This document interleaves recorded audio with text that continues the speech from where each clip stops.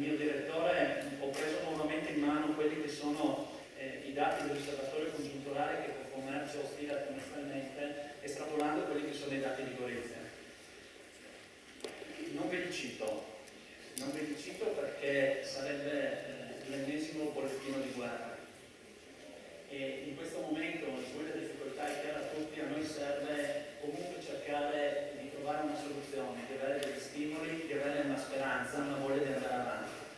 Non sono tempi assolutamente facili, saranno tempi che purtroppo con questo segno negativo ci porteranno, credo, nel tutto l'anno 2013, gli indicatori che avremo tra l'altro tra qualche giorno sono ulteriormente peggiorativi, quindi non illudiamoci e non speriamo in cose che non possiamo ottenere, ma viviamo il quotidiano e viviamolo e affrontiamolo con coraggio, con quell'onore e soprattutto con quello che ci distingue, che è la passione per il nostro lavoro, e con quella voglia di fare e di aggredire un mercato che in questo momento non ci sta assolutamente premiando. Però, dicevo, voglio partire da qui perché il mio pensiero voglio sia un pensiero condiviso. È finito il tempo in cui Confcommercio ragionava da sola, Confcommercio non interloquiva con quelle che sono le amministrazioni, con quello che è il mondo anche politico che vive nelle nostre città, nelle nostre realtà, nella nostra regione. Abbiamo bisogno in questo momento di fare unione, di fare forza, di essere vicini, di studiare strategie che siano comuni, strategie che siano assolutamente condivise, strategie che ci portino a reagire. Reagire non vuol dire essere rivoluzionari, ma vuol dire avere la capacità di vedere un futuro che in questo momento è a tinte assolutamente grigie. Presidente, tu mi conforti, spesso riascolto i tuoi interventi quasi quotidiani sulla stampa nazionale, purtroppo tu come me sei costretto, o meglio io come te nel mio piccolo sono costretto a riportare dei dati che sono estremamente brutti. Vi dico una cosa, ma ve la dico molto chiara e molto schietta, non ce la facciamo più, siamo stufi, non riusciamo ad andare avanti così, basta. Dobbiamo urlarlo questo, ma non dobbiamo urlarlo per la nostra, dobbiamo farlo capire. E spesso, e non se l'abbia male nessuno, quando io dico a quei burocrati che seduti sulle poltrone di Roma, a quei politici che non hanno quella capacità di capire quali sono le realtà che spesso vanno a giudicare da dietro una scrivania bella e ovattata, dove stilano dei dati, dove mettono in campo dei correttivi che non hanno nulla a che vedere con quella che è la realtà di una regione, Friuli Venezia Giulia, in particolare di una provincia Bari, una provincia, se vogliamo, con un'estensione molto piccola, una provincia di 120.000 abitanti, che non sono però carne da macello, non sono persone che non contano nel masse di una regione, Friuli Venezia Giulia, ma soprattutto di una nazione importante come quella italiana. Noi lavoriamo circa 162 giorni all'anno per pagare le tasse, 162 giorni all'anno, 365 giorni a un anno. Cosa dobbiamo dire? Devo aggiungere qualcosa? Passiamo 269 ore, questi sono dati che non estrapolo io, sono dati che sono disponibili a voi tutti, le perdiamo per quelli che sono gli adempimenti burocratici. Dicevo prima, la burocrazia, ma noi vogliamo morire di burocrazia o vogliamo avere l'aiuto dalla burocrazia? La burocrazia ci sta distruggendo, sta uccidendo tutta la capacità che noi abbiamo di fare impresa, la voglia che noi abbiamo di fare impresa, stanno uccidendo la passione di un imprenditore. Vi dicevo, non ce la facciamo più. Non ce la facciamo più, soprattutto, l'introduzione è stata chiara prima, a vedere sempre le stesse facce che ci governano. E non mi sto riferendo alle facce di casa mia, non mi sto riferendo alle facce del mio comune, della mia provincia, della mia regione, perché ho visto una capacità in questi ultimi anni, di questo vado fiero, come cittadino di questa regione, una capacità di cambiare, una capacità di mettersi in discussione, di buttare, di avere voglia di andare avanti. Ma sul palcoscenico della nostra bella Italia vedo da qualche decennio, più di qualche decennio, sempre le stesse facce, sempre gli stessi progetti, sempre le stesse idee, sempre le stesse persone. Un giorno ci occupiamo di quelli che sono i problemi che uno ha a casa nei suoi festini, il giorno dopo dall'altra parte ci occupiamo di chi si mette in discussione, magari una ragazza giovane vuole fare carriera politica, deve aspettare che il papà piuttosto che il nonno gli dica sì, lo puoi fare, non è ancora il mio momento, aspetta un attimo. Così non si va da nessuna parte, bisogna avere coraggio di cambiare, bisogna avere coraggio di dare spazio a non necessariamente le nuove leve, perché per nuove leve non intendo sempre il ragazzino giovane che pesta i pugni e pretende. Penso a quelle persone che vogliono mettersi in discussione, quelle che hanno idee fresche, idee nuove, cambiamento, perché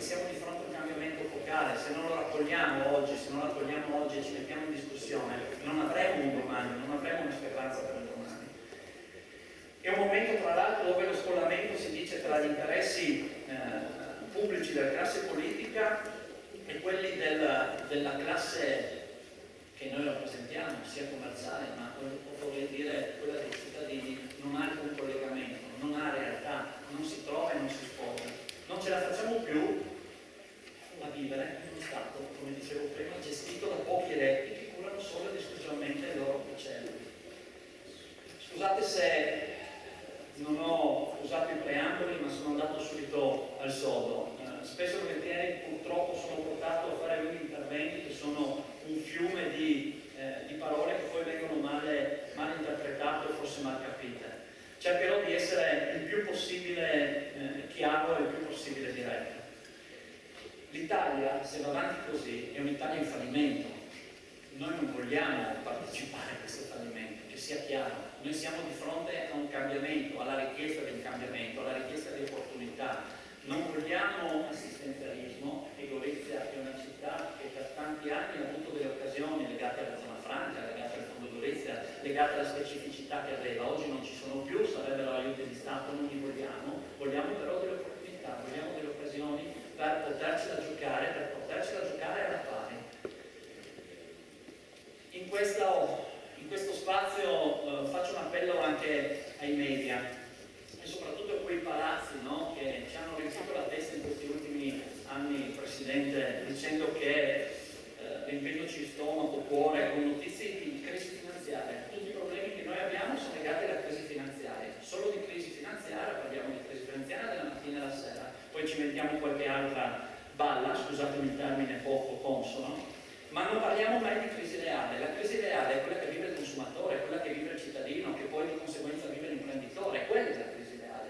Non possiamo continuare a raccontarci le favole sperando che ci sia sempre Cappuccetto Rosso e non arrivi mai il lupo. Non funziona così. Dobbiamo dirci le cose così come stanno. Dobbiamo dirci le cose vere, ma dobbiamo non fare terrorismo mediatico, perché noi stiamo assistendo da anni a terrorismo mediatico. Questo non ci permette più di andare avanti.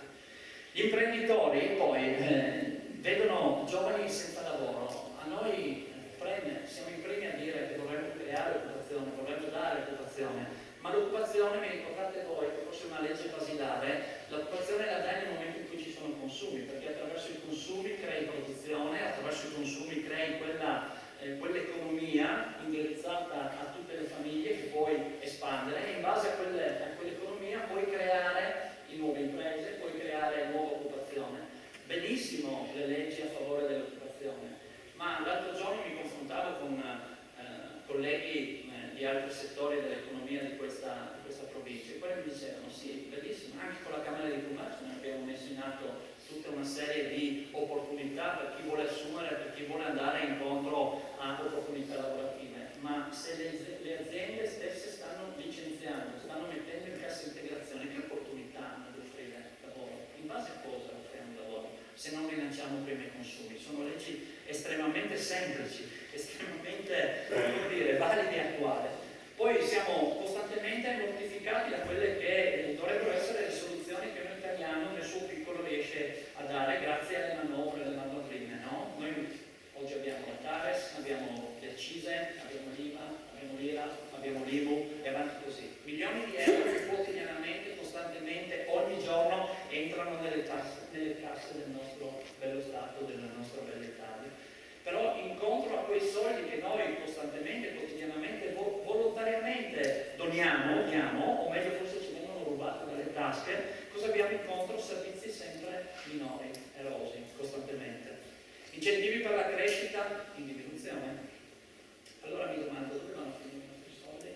A cosa servono? A coprire i debiti che gestioni fallimentari sono state create nei decenni che ci hanno visto precedere? Ma nessuno è colpevole, nessuno di noi è colpevole, anzi forse i colpevoli si cercano ancora una volta tra di noi, i colpevoli siamo sempre e costantemente noi.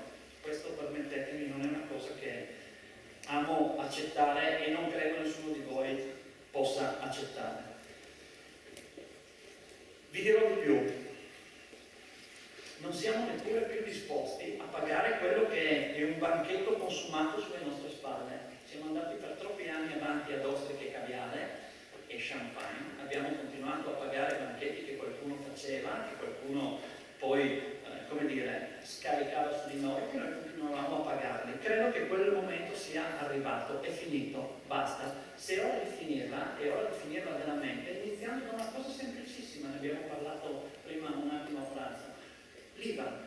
Stiamo parlando di aumentare l'IVA. Siamo da mesi che continuiamo a dire un giorno l'IVA aumenta, un giorno non aumenta, un giorno lo aumenteremo fra un giorno, fra una settimana, un mese, un anno. Ma che serietà? Ma dov'è la serietà dei politici in Italia? Ma come può un imprenditore pensare di mettere in campo tutte le sue risorse, tutte le sue energie, non sapendo quali sono le regole del gioco? Le regole del gioco qui le cambiano costantemente e quotidianamente e noi siamo le vittime, le prime vittime. Basta, io dico basta, insieme a voi dico basta, perché dobbiamo finire.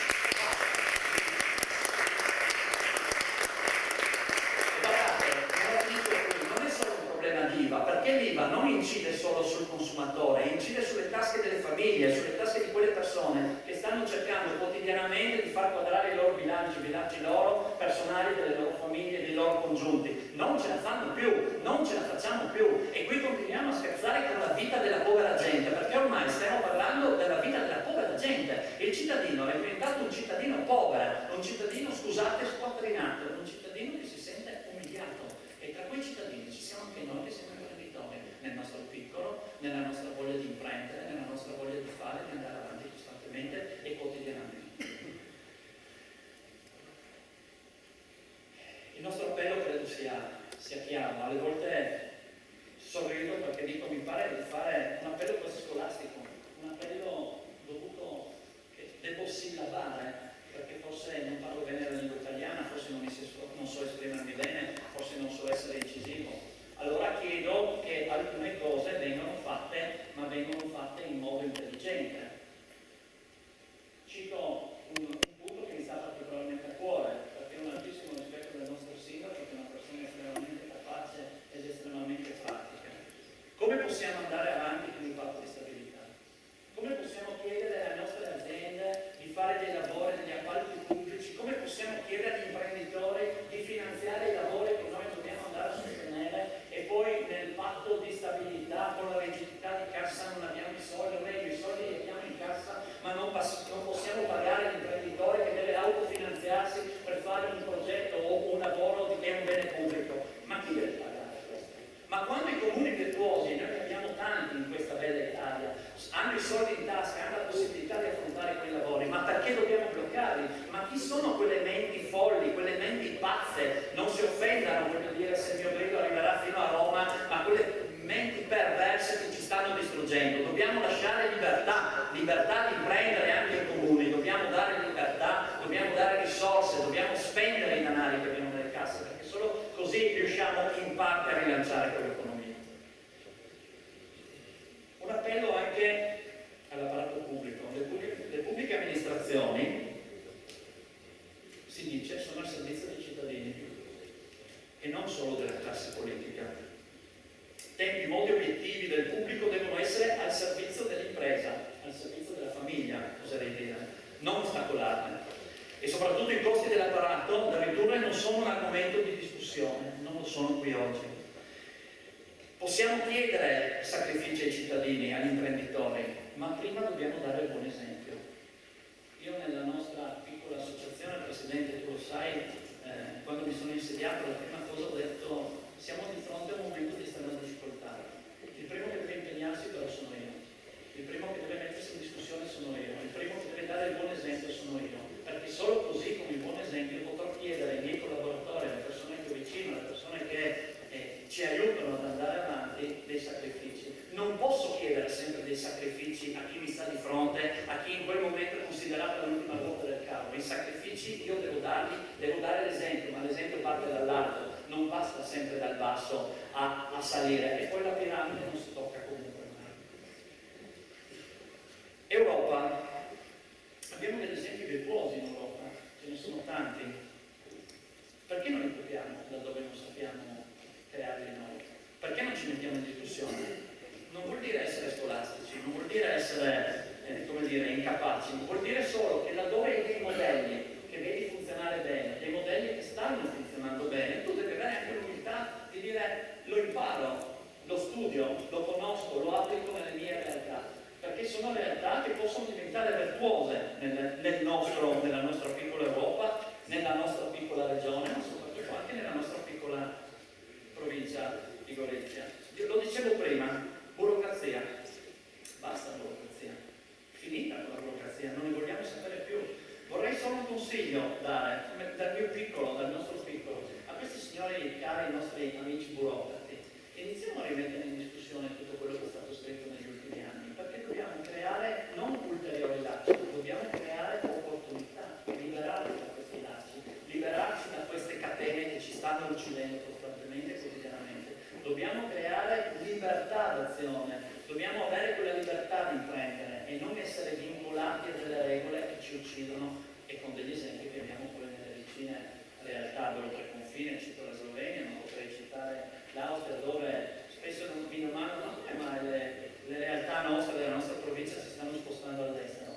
Domandatevi perché? Perché è molto più semplice imprendere, perché lo si fa in un attimo, lo si fa velocemente, lo si fa con capacità, perché è uno Stato che ti aiuta, non è uno Stato che ti ostacola, è uno Stato che ti supporta, ti crea opportunità e ti crea attività, quindi ti permette di imprendere nel migliore dei modi che tu ritieni. Basta. Ho detto basta a questa situazione, perché è una situazione che sta distruggendo la nostra provincia, sta distruggendo la nostra città, sta distruggendo quella che è l'euforia, quella che è la capacità, che dicevo prima, di fare impresa, quella passione che sta venendo meno. Non possiamo più accettare una cosa simile.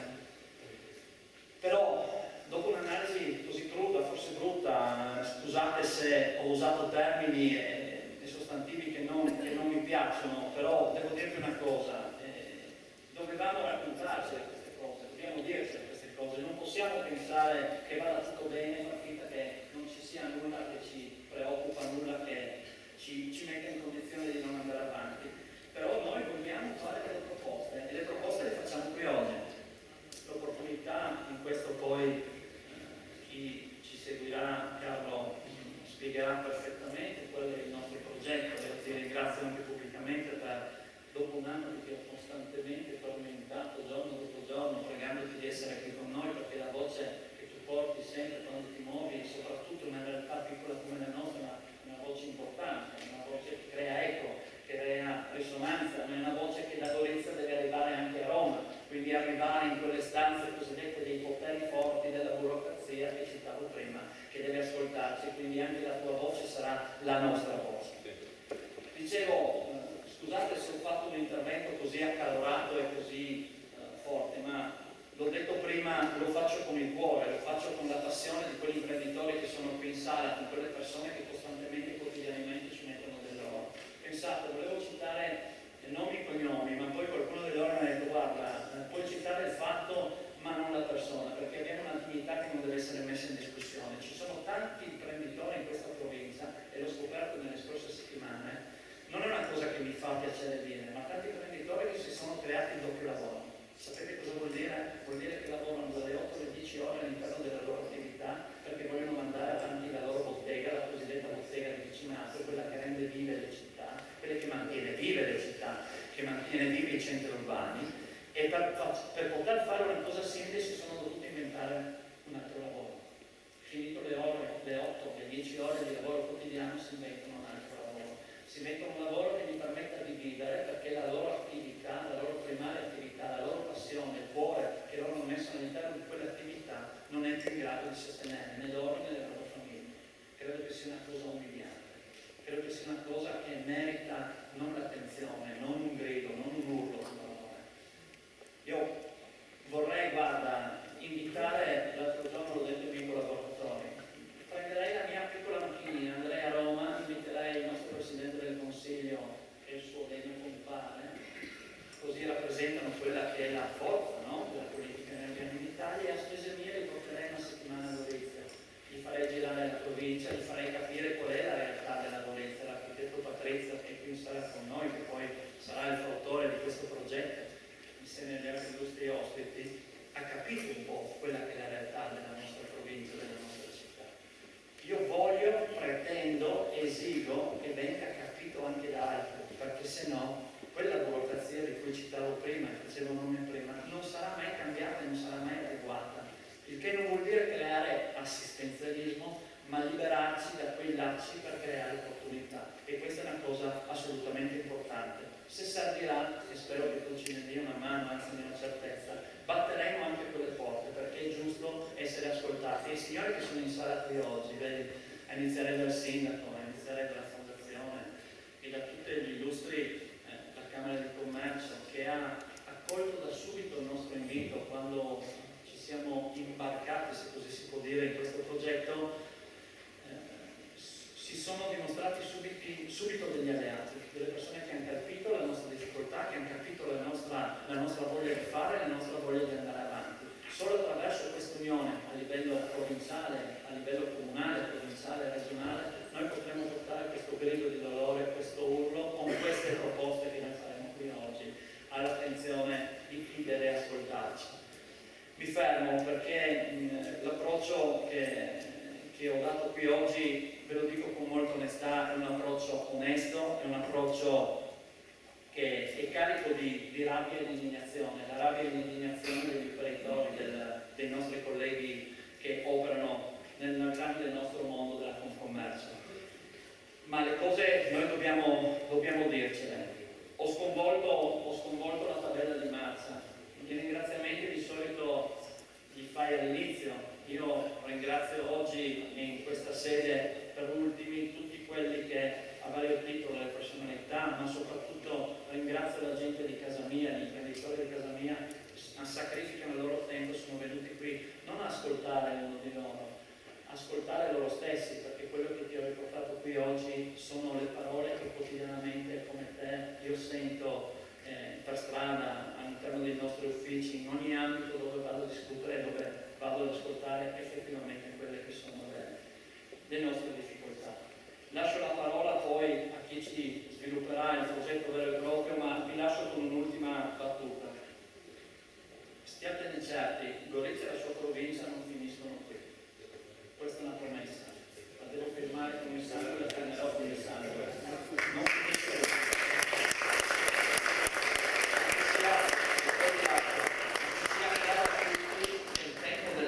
Il tempo delle decisioni è arrivato, non c'è un tempo successivo, il tempo è questo. Grazie.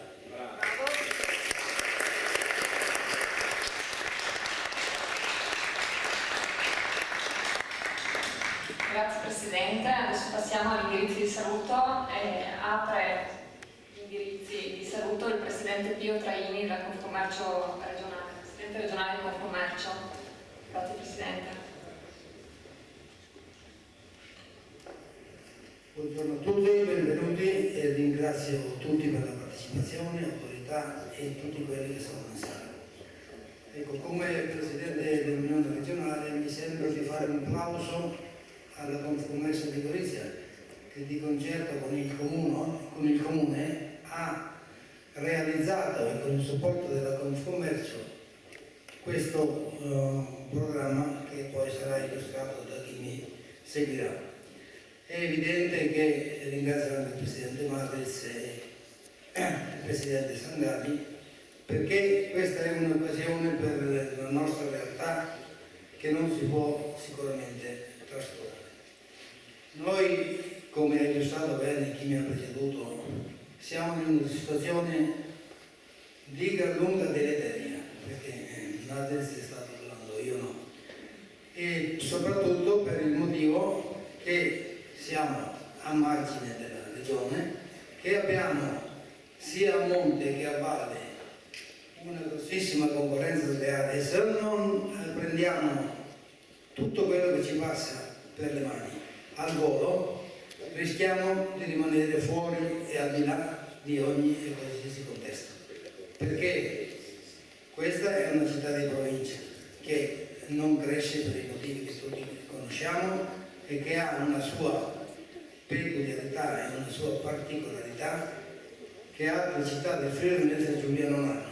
Per questo motivo, appunto, con l'apporto e il supporto della Confcommercio nazionale, stiamo realizzando attraverso l'ASCOM e attraverso il Comune quel progetto che poi vi sarà illustrato, che non è il toccasana e la panacea di tutti i mali, ma che comunque darà un valore aggiunto a quello che è il discorso complessivo della nostra città.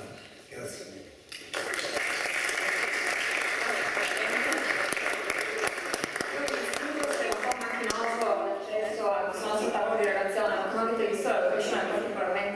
Accogliente, ma è un ex teatro, quindi abbiamo il parco. Ringraziamo anzi la Camera di Commercio che ci ha messo a disposizione la sala e porto il saluto della Camera di Commercio, vicepresidente Capellari. Buongiorno a tutti e grazie di essere qui con noi oggi in una giornata così importante.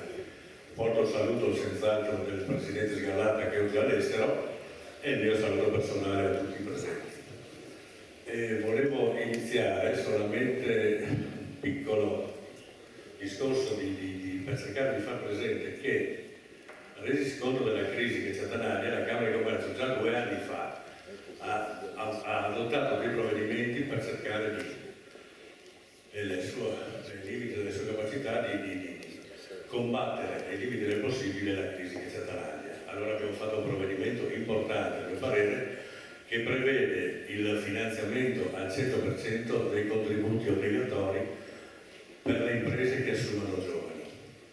Un'altra cosa importante è quella che abbiamo fatto con il Confidi Gorizia, il quale è stato importantemente finanziato e siamo riusciti a portare la garanzia fiduciaria per le imprese fino al 75%, creando anche un tavolo che continuamente testa le banche e gli imprenditori per cercare di seguire nel migliore dei modi il portare a termine le varie pratiche. Detto questo, volevo fare un ragionamento un attimino più generale perché noi ci rendiamo conto della crisi, ma parliamo sempre di commercio. Il commercio raccoglie attorno a sé il commercio, il turismo e i servizi. Allora non dimentichiamo che i servizi, che fra l'altro rappresento io nella nostra Camera di Commercio, stanno soffrendo in maniera incredibile anche loro le problematiche di questa crisi. Non dimentichiamoci l'autotrasporto che è stato falcidiato in questi ultimi anni. Non dimentichiamo quello che abbiamo visto anche oggi sui giornali, i problemi enormi che hanno i lavoratori portuali con una crisi che li rende veramente in una situazione sostenibile. Detto questo, volevo chiudere con un argomento che forse non tutti ci pensano sempre. Quando noi guardiamo i numeri delle aziende commerciali che aprono e che chiudono, non dobbiamo mai dimenticarci un fattore importantissimo, che ci sono tantissime imprese che non possono chiudere perché se chiudono le banche vogliono che rientrino. Quindi tutti i numeri che noi abbiamo sono parziali, ricordiamoci di questo. Detto questo, mi ha detto anche di essere particolarmente breve, volevo augurare a tutti un buon lavoro, sperando che alla fine di questo convegno, con l'appoggio possibilmente del nostro Presidente Sangalli, che ringrazio, ci venga dato il segnale di una piccola luce in fondo al tunnel. Questo è il mio augurio e la mia speranza per il futuro di Gorizia.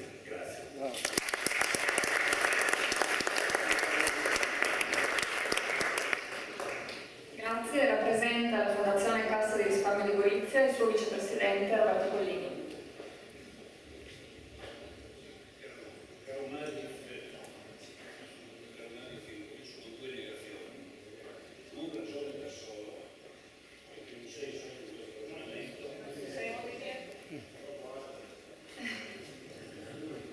Dicevo, non ragioni da solo e non ci sono intenzioni di assistenzialismo da parte della Fondazione che qui rappresento.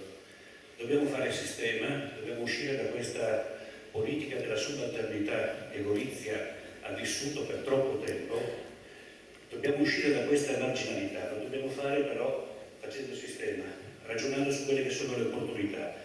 Nel tuo intervento non dico sia mancata un'autocritica, ma mi è mancata forse una fase di riflessione su quelle che sono le cause che hanno determinato questa situazione a livello provinciale. Ci sono 2 elementi, la caduta del confine e la crisi economica, che hanno trovato tutto il sistema impreparato, la caduta del confine soprattutto. Non si è riuscita a creare un'opportunità che potesse servire.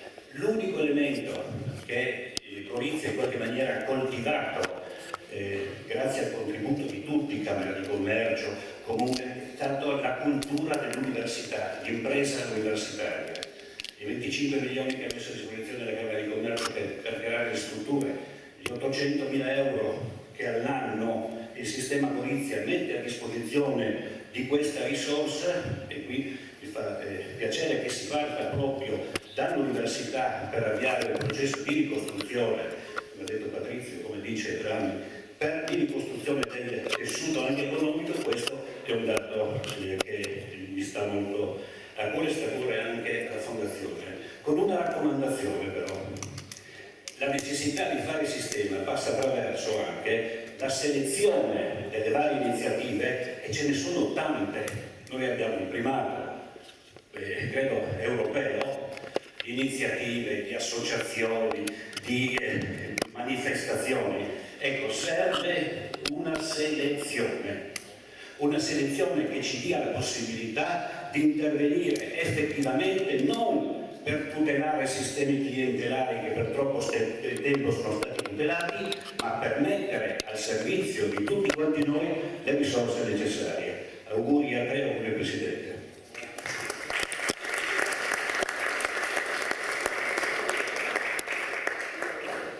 Grazie a Trippolini. Presidente della provincia di Gorizia, Enrico Garghetta.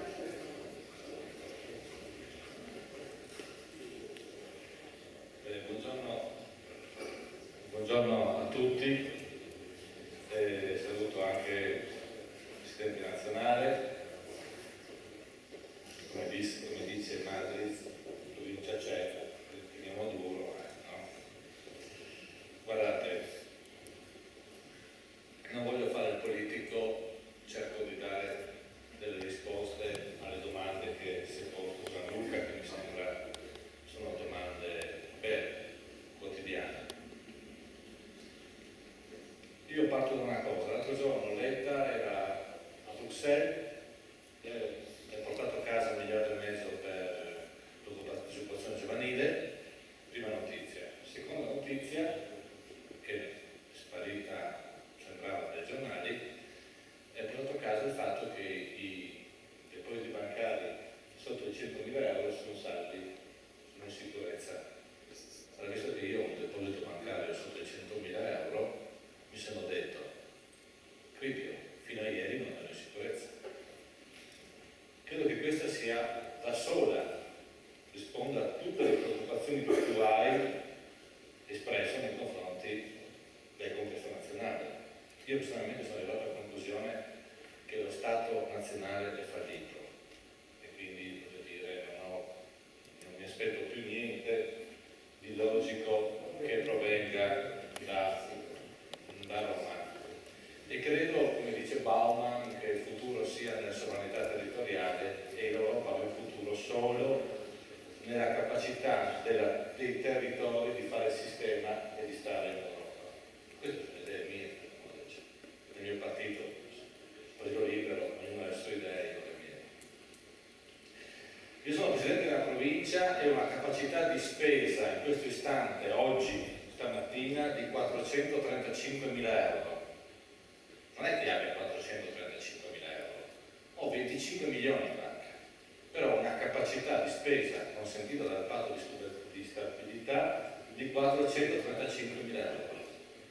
Devo pagare 4.010.000 euro a ditte che hanno fatto i lavori, già consegnati. E ho altri 5 milioni e 7 di opere ferme che non posso giudicare, già fatta la gara d'appalto, ma non posso giudicare, perché come faccio a giudicare opere nuove se non riesco a pagare nemmeno quelle vecchie? Praticamente ho 10 milioni di euro da buttare sul sistema e il sistema non mi lascia buttare. Questa è la prima considerazione. Per fare questo, assieme agli amici della Camera di Commercio, per superare questo invito, perché secondo me la Roma non arriverà niente, perché quando ti dicono abbiamo aperto le linee del finanziamento, vuol dire che posso spendere 100.000 euro in più, che si può spendere 10 milioni. Allora, io penso che noi dobbiamo usare il Fondo Gorizia. C'è un'idea in testa che sto lavorando con gli amici della Camera di Commercio, che il Fondo Gorizia anticipi i pagamenti a tasso zero per le imprese che sono residenti in provincia di Gorizia. Stiamo già lavorando da alcune settimane su questo progetto. Se questo progetto, insomma, si andrà in porto entro il prossimo mese potremo dare una boccata d'ossigeno alle imprese, se non altro, che hanno sede legale in provincia di Gorizia. Poi c'è un'altra cosa che vorrei che voi sapete, perché la stupidità umana non ha limiti. C'è una cosa che si chiama MEPA, che molti di voi non sanno nemmeno cosa. Ve lo dico io cos'è. Un computer è un sistema obbligatorio per tutti gli enti locali, che quando io devo comprare la carta igienica per le scuole, devo cercare su questo foglio elettronico, che ha fatto gara Consip, se c'è qualcuno che la fornisce prima di comprarla nel droghiere davanti a casa mia. E se quello che me la fornisce viene da Caltanissetta, io devo prendere quella carta igienica e la devo far arrivare da Caltanissetta fino a qua. Questo vuol dire, come ho scritto l'altro giorno al vicepresidente Bolzonello, che le nostre imprese, che notoriamente non sanno nemmeno cos'è il MEPA, perché non sono abituati a lavorare, non sono abituati a fare carte per l'INSER, ecco, e i nostri liberi professionisti, quelli fare gli incarichi, perché questo vale non solo per gli acquisti ma anche per le prestazioni di servizi, vuol dire che nel giro di 6 mesi voi siete tutti out, fuori dal sistema. Vuol dire che il comune di Dolegna, il comune di Capriva, il comune più piccolo che avete andrà a comprare la roba dall'altra parte del pianeta. Io chiedo all'assessore regionale, come ho chiesto anche a Bolzonello, aboliamo il MEPA nazionale e se proprio dobbiamo fare un mercato elettrico, elettronico, facciamolo regionale, con le nostre imprese regionali, perché così non può funzionare. Devo dire ancora 2 cose. La prima, penso che bisogna fare la promozione del territorio. Su questo sono d'accordo, i progetti turistici che abbiamo, Carso 2014 e tant'altri, devono vederci per uniti da Grado fino a Gorizia e anche oltre, secondo me, con tutta l'area delle amici Doveni. E c'è una cosa che io, come la Regione, vorrei dire per concludere, potrei parlarvi di zone a burocrazia zero, che è un'idea che forse la Regione potrebbe essere speciale, se vuole tornare a essere speciale, deve farla speciale. Ma è questo. Una cosa che vorrei dire è che secondo me noi dobbiamo ripensare un attimino ad alcune cose che condizionano direttamente il mondo del commercio. So che messa così può sembrare una provocazione, però secondo me il fatto che i negozi siano aperti la domenica è qualcosa che dobbiamo cominciare a pensare. Noi di fatto, tenendo aperte le domeniche per correre dietro alle strategie dei centri commerciali, abbiamo fatto e siamo riusciti solamente a fare una cosa, a far lavorare di più i commercianti e i lavoratori dei centri commerciali a parità di introiti. Si parla dell'Austria, si parla di altri. Intorno a noi ci sono pezzi d'Europa che sono più civili di noi, che questa cosa riescono a farla senza fare commercio, senza fare lavorare la domenica. E peraltro sono anche più competitivi di noi in questi stessi settori. Quindi queste secondo me sono le cose che bisogna avere il coraggio di fare, e per quanto riguarda il resto sono molto convinto delle cose che ho detto in merito alla promozione territoriale, e sfruttando tutte le occasioni che il territorio può avere, e penso che ne avremo. Grazie.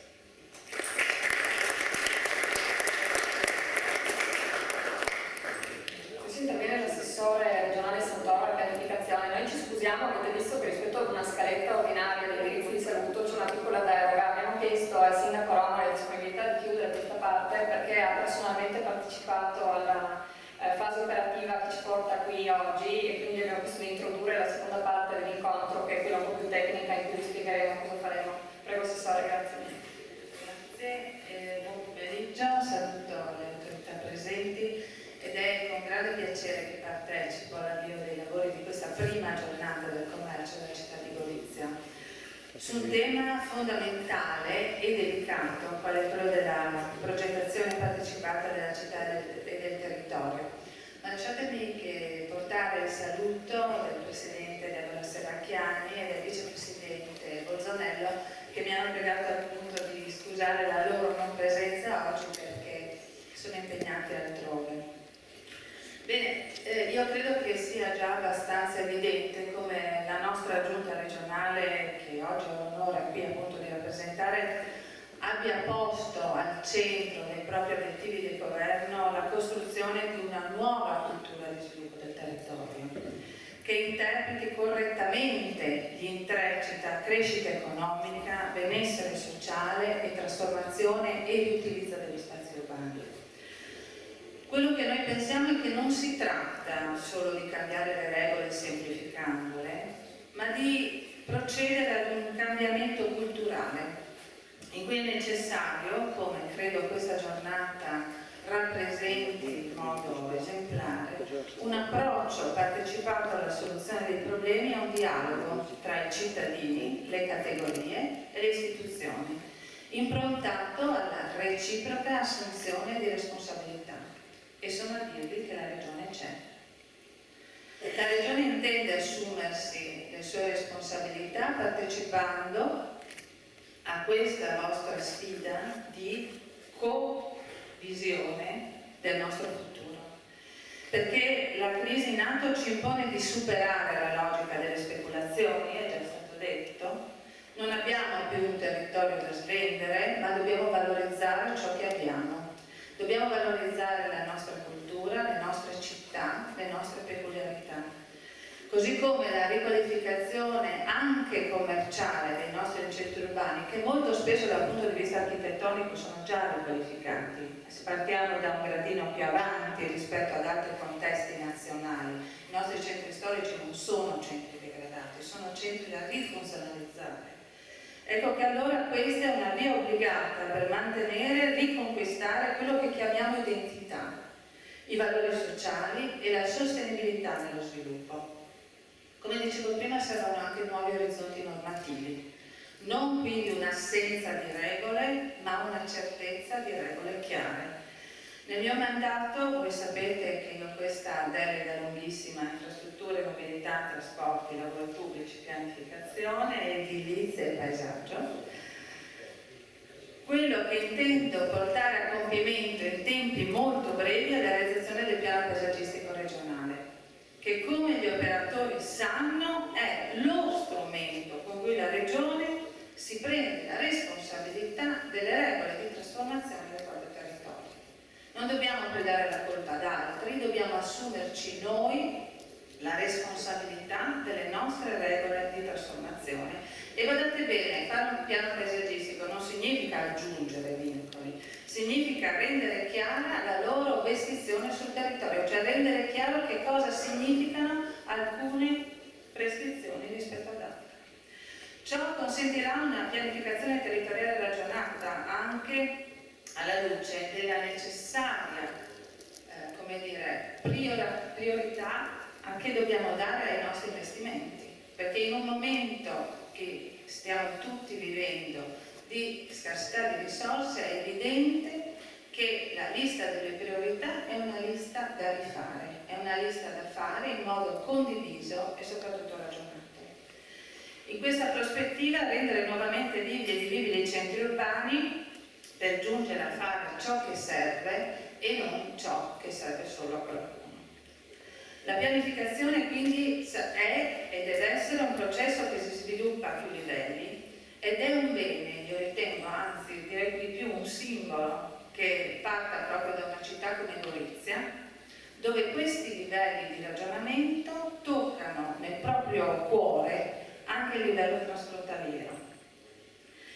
Qui oggi si dà via un laboratorio importante che bene abbia tra i suoi osservatori e, se mi permettete, partner, anche la Regione e la Confcommercio Nazionale, qui rappresentata dal Presidente Sangalli, che saluto vivamente, e a lui va il mio augurio di portare da Gorizia e dal Friuli Venezia Giulia un esempio nazionale di nuovo governo delle relazioni tra spazi urbani e commercio, e che possa inserirsi in un processo di rinascita economica del Paese, perché sta a noi riempire di senso anche le direttive europee, come la Bolkestein, e non accettarle in modo pedissequo e letterale, perché devono essere nostre le regole di trasformazione.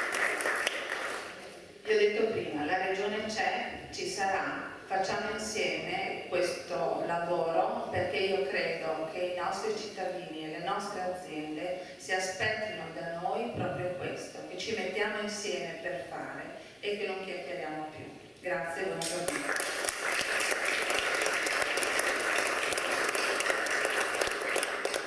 Grazie Assessore.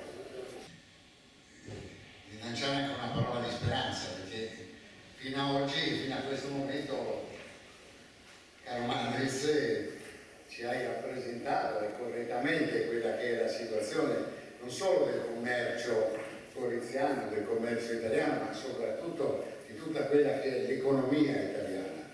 Siamo stati amministrati male come paese per troppi anni, abbiamo raggiunto un livello di tassazione incredibile, insostenibile, abbiamo raggiunto un grado di burocratizzazione di qualsiasi attività che è insostenibile, però se a questo punto continuare a lamentarci, continuare a dire che così non si va avanti, ho paura che non otteniamo nessun risultato. Noi siamo qua oggi insieme il Comune, insieme alla Confcommercio, soprattutto con la presenza qua del Presidente nazionale, che ringrazio di essere presente, per guardare al futuro, per cercare uno spiraglio in questo futuro. Non sarà semplice, non sarà facile, ma dobbiamo provarci, perché sennò altrimenti è chiaro che siamo destinati a sparire, non solo come territorio, ma siamo destinati,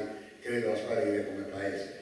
Ecco, quindi che cosa dobbiamo fare? Che cosa si può fare? Innanzitutto fare una seria riflessione dell'esistente, perché troppe volte si parla per luoghi comuni, si parla perché non va bene il commercio a Gorizia. Se voi interpellate i vari operatori economici, ciascuno di loro vi darà una risposta che risente della sua particolare situazione. A uno gli mancano i parcheggi, all'altro perché c'è la chiusura del corso, il terzo perché la penalizzazione di quell'area non andava bene, il quarto perché l'IVA è troppo alta, il quinto perché eccetera eccetera eccetera. Cioè ciascuno di noi ha una serie di visioni che probabilmente sono anche corrette, perlomeno sono corrette per chi le dice.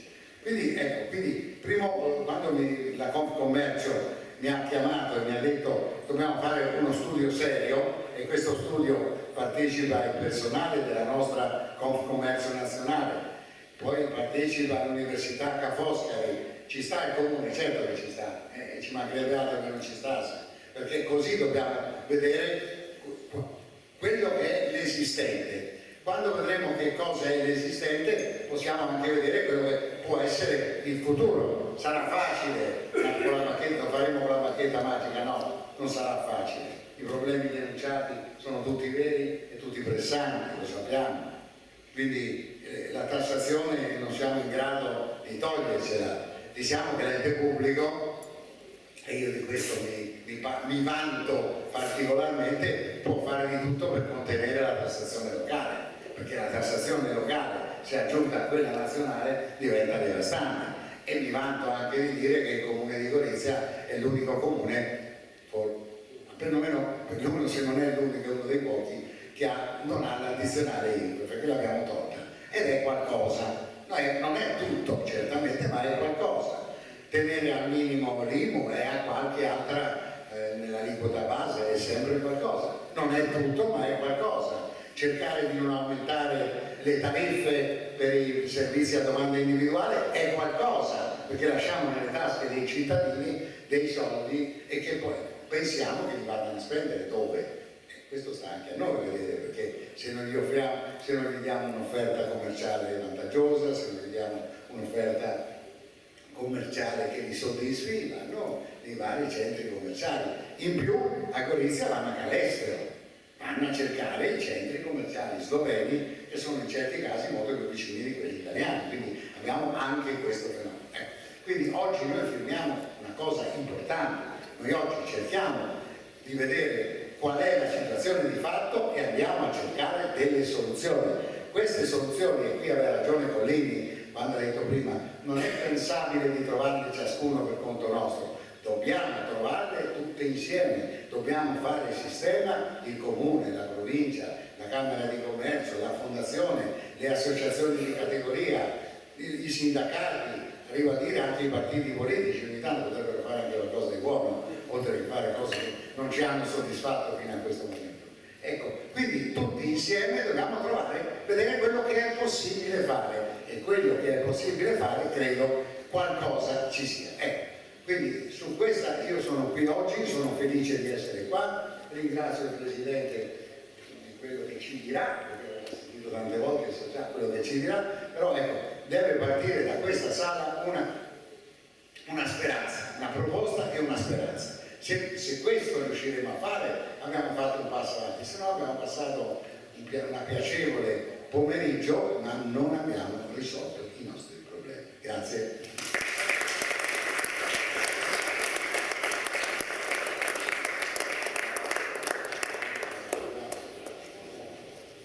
Grazie Sindaco.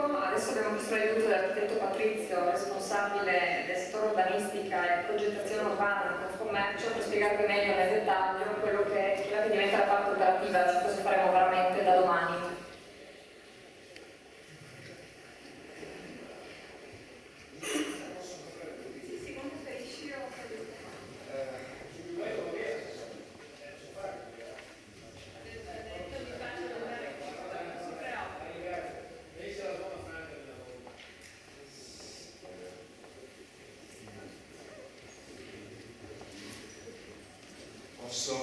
Posso dire che ho avuto uno scambio con l'assessore Santoro sulla operatività del laboratorio che metteremo in piedi, e abbiamo già concordato un impegno per vederci e lavorare insieme al Sindaco Romoli sulle cose da mettere in cantiere.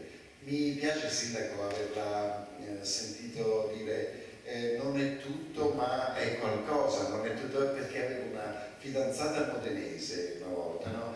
E mi ricordo che quando parlavo col padre di alcune cose, alla fine finiva spesso con dire: Angelo, piuttosto che niente è meglio un toast. ed è proprio così.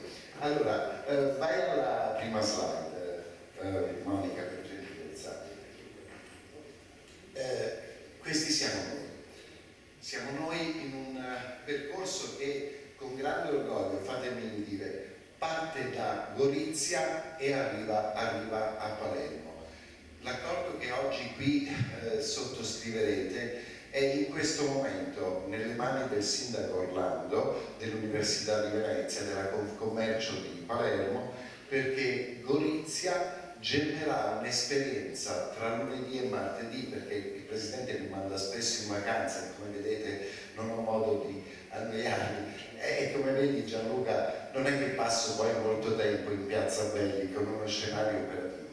In tutti questi luoghi è quasi un modo, perdonatemi, per dire che stiamo tentando come Confcommercio Nazionale di fare l'Italia più corta. Intorno a quali temi? I temi che ottimamente ha sviluppato il Sindaco, ha sviluppato l'assessore, hanno sviluppato altri ospiti. Quello del mantenimento della relazione città-commercio. Perché? Perché siamo Confcommercio? Perché siamo la Confcommercio di Gorizia, Nazionale o di Palermo? Ma manco per niente. Perché quando vedete in altri paesi si sono sviluppate politiche che hanno determinato la scomparsa del commercio di vicinato dai centri urbani, si è determinata una questione che non era più, caro Presidente dell'Ordine degli Architetti, non era più una questione mercantile, settoriale, di categoria, diventava una questione urbana, diventava una questione di carattere generale. In questo momento il Parlamento francese sta prendendo provvedimenti, o sta pensando di prendere provvedimenti, non intorno alla valorizzazione, non la chiamano neanche più valorizzazione del commercio di vicinato, sono questioni che attengono la vivibilità delle città francesi. Allora è questo che in un territorio molto particolare, particolarissimo, perché qui non siamo in nessuno di quegli altri punti rossi che vedete lì. Sarei uno sciocco, soprattutto un disonesto intellettualmente, se pensassi di dire che le questioni che ho letto in queste poche ore sul territorio goriziano sono quelle che caratterizzano gli altri contesti. Certo, c'è anche quello, ma c'è una specificità, la specificità vostra di una città transnazionale, e poiché sono uno sciagurato, caro Sindaco Ronchi, e accetto gli ordini che mi dà il Presidente Sangalli di guidare questo laboratorio in un affiancamento che ci onora, quello con l'Istituto Universitario di Architettura di Venezia, che oggi qui è rappresentato dal professor Trame, e perdonatemi, anticipo che il magnifico lettore ha avuto un problema personale, non riesce ad essere qui neanche a minuti per la firma, ma l'accordo è da considerare firmato, lo firmerò nelle prossime ore.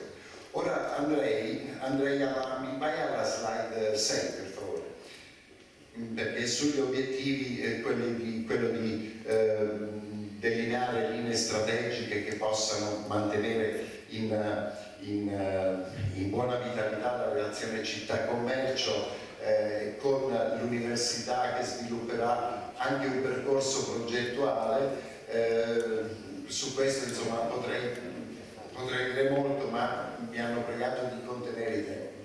Di che cosa ci occuperemo? Di che cosa Presidente Sangalli mi stanno torturando quando dovrò mandare i miei ragazzi qua e me stesso, perché siamo qui per prendere impegni seri. Allora ecco che nella prima settimana di agosto, nella prima settimana, quella che parte dall'1 e arriva al 9, io avrò già per qualche giorno me stesso, poi sicuramente un paio dei miei ragazzi, per rilevare il sistema urbano. Certamente faremo il rilievo delle funzioni, tutte le funzioni urbane, perché vedete, credo che sia anche tempo di, caro vicepresidente della fondazione, così vediamo se queste intese, queste alleanze possono essere vere ed andare oltre le parole.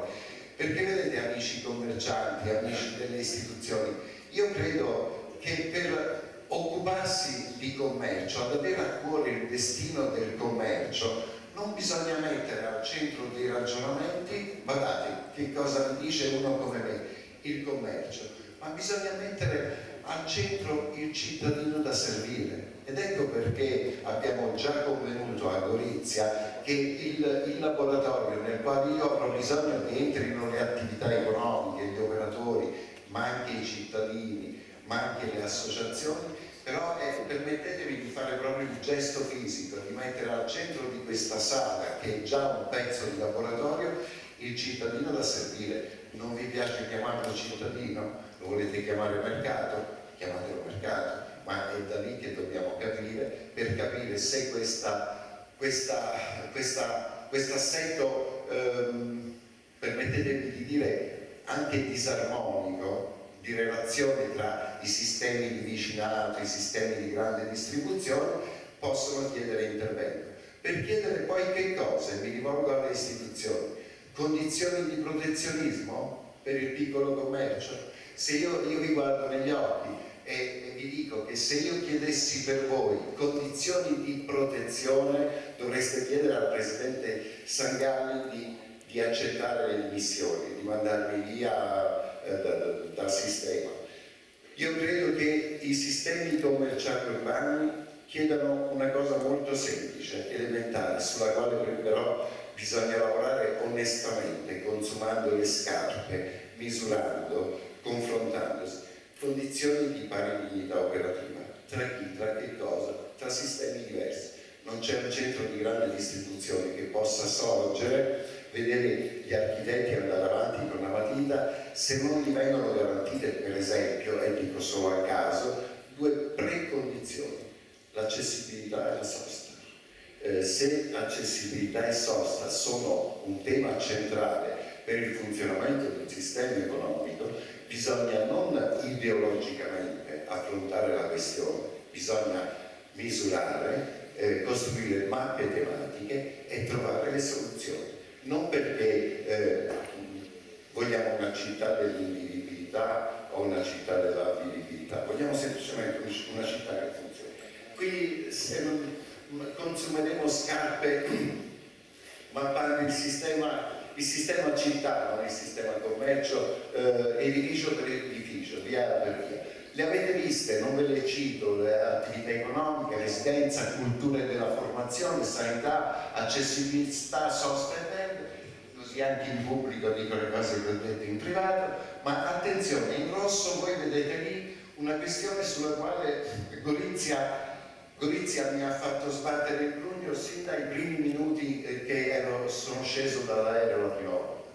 Il sistema dell'interazione transfrontaliera, forse è detto male, non si può dire meglio, ma affrontare i temi che noi abbiamo di vivibilità, di economia, società, cultura, senza capire chi siamo e dove siamo, correrebbe il rischio di farci fare belle esercitazioni da appendere al muro.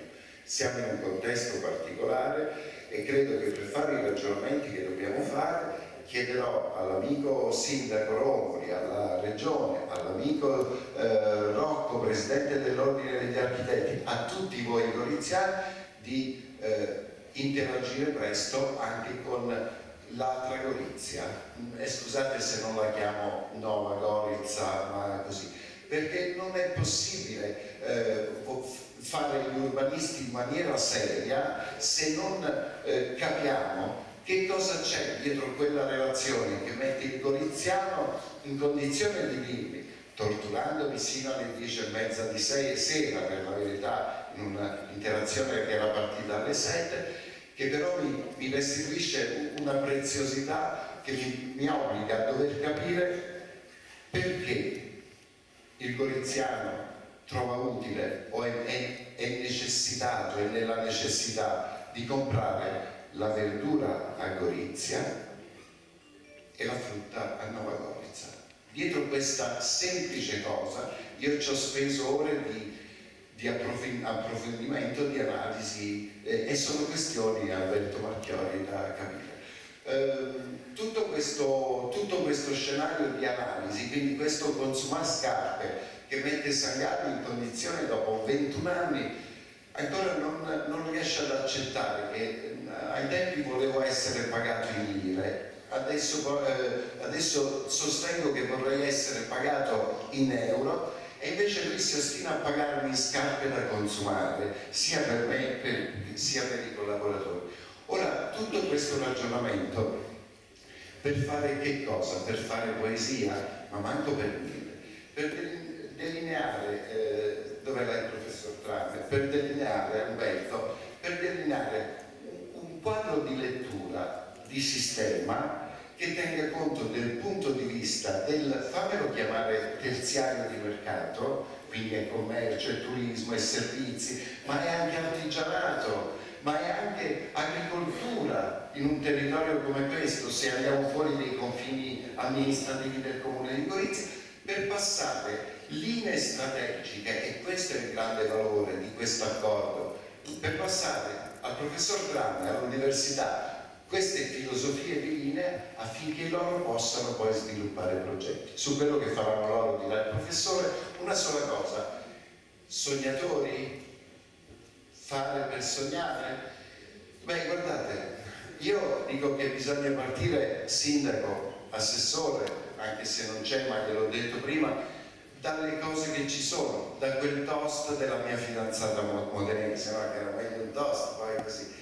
E allora vedete, io lunedì sono a Palermo e parlerò bene di Gorizia, no? Così come oggi parlo bene di Palermo a Gorizia. Voi vi piccate come Regione Friuli, e mi piace questa cosa, d'essere regione d'eccellenza nell'utilizzo dei fondi strutturali europei, caro Presidente Marchiori. Però il tuo Friuli, che spesso citi, e hai ragione a dire con eccellenza perché è così, al 28 febbraio di quest'anno, la fonte è la Ragioneria Generale dello Stato e ho le carte dietro, no? La Regione Friuli al 28 febbraio di quest'anno ha utilizzato il 56% dei fondi strutturali. Vuol dire, ragazzi, vuol dire che senza che nessuno di noi si pensi più attrezzato, più capace, più non so che di altri, vuol dire che se c'è questo pacchetto di risorse che abbiamo noi friulani e che non perdiamo semplicemente perché l'Europa ha prorogato sino al 2015, a dicembre del 2015, bisogna che ci assumiamo la responsabilità. È per questo che il Presidente mi manda, non perché abbiamo la bacchetta magica, la verità rivelata, però mi dice partiamo Angelo dalle cose concrete. Che cos'è? È un toast, è il toast del sindaco, della fidanzata monese. Intorno a quel toast hai la capacità in questo laboratorio di far entrare tutto l'universo mondo che può essere utile a delineare una linea. Allora se noi fossimo gente di valore ho finito, se io fossi un uomo assennato, ma non lo sono, perché se fossi assennato non sarei a Gorizia oggi, perché so che mi sto mettendo in un pasticcio. Se fossi un uomo assennato andrei, ma poiché non lo sono dico che secondo me tutti insieme dobbiamo, io inizio a lavorare già in agosto, cara Monica Paoletti, caro Gianluca Madriz, e voi inizierete a lavorare già in luglio, perché a settembre noi cominceremo a confrontarci in questo laboratorio dove ascolterò, faremo cose che non sto qui a dire, ma se fossimo bravi noi ci dovremmo rivedere intorno al 21-22 di dicembre, intorno a linee e percorsi operativi definiti, affinché sindaco, noi Confcommercio, tu Comune di Gorizia, la Serracchiane o la Santoro o chi per loro, così io, il Presidente della provincia, si possa dire ecco, sono queste le cose che è possibile fare a valere su quelle risorse, e sto, Alberto Marchiori, parlando solo dei residui 2007-2013. Con un piccolo dettaglino, piccolo e ho chiuso davvero, che i fondi strutturali 14-20, quelli che partono adesso, fra 6 mesi, sulla questione urbana hanno qualcosa come 3 miliardi di euro a livello di paese, e che insomma se noi non abbiamo avuto capacità di spendere pienamente i 7-13, vi posso lasciare immaginare come siamo messi rispetto alla programmazione 14-20. Con questo accordo noi stiamo facendo una cosa fantastica che mi inorgoglisce di essere qui con voi e di essere profondamente e totalmente nuovo Confcommercio. Stiamo cercando di essere utili non solo alla nostra gente, alle nostre categorie, per mantenere alta la relazione città-commercio, ma stiamo cercando di essere utili al Paese affinché queste risorse non vengano rimandate a Bruxelles e ridistribuite tra paesi cosiddetti virtuosi, tipo gli spagnoli, i portoghesi, così, con tutto l'affetto per loro. Grazie.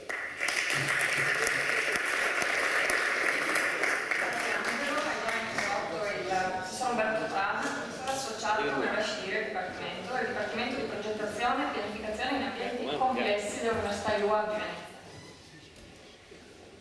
Grazie, un saluto a tutti e anche un saluto da parte del nostro rettore che, come è già stato detto, per impegni sopraggiunti all'ultimo momento non può essere più presente con noi, ma lo è in spirito.